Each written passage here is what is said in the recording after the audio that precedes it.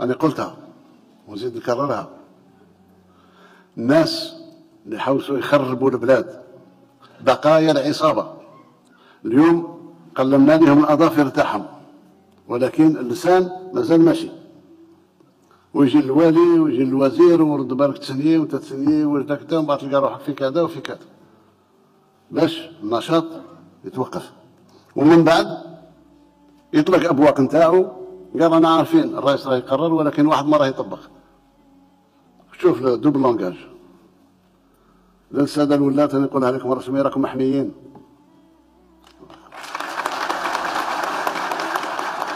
أنا قلتها أمام مصالح الأمن وأمام السيد وزير العدل وأمام الحكومة وأمام كل المسؤولين في هذه البلاد. الغلطة الإدارية مقبولة ويحاسب عليها المسؤول كغلطة إدارية. ما داش في جيبه، ما عطاش لولده، ما عطاش العائلة نتاعو، ما عطاش المحيط نتاعو، إذا وين راها الرشوة؟ ما كانش رشوة، في غلطة تقدير. ما كانش اللي يعقدكم.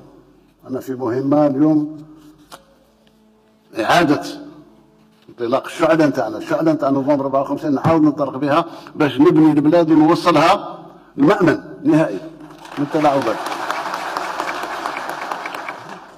إذا أنا واقفين معاكم، مشاكلكم هي مشاكلنا. في آخر سنة 2025 إن شاء الله نتحاسب على عدد مناصب شغل اللي خلقتها الولاية الفلانية والبلدية الفلانية.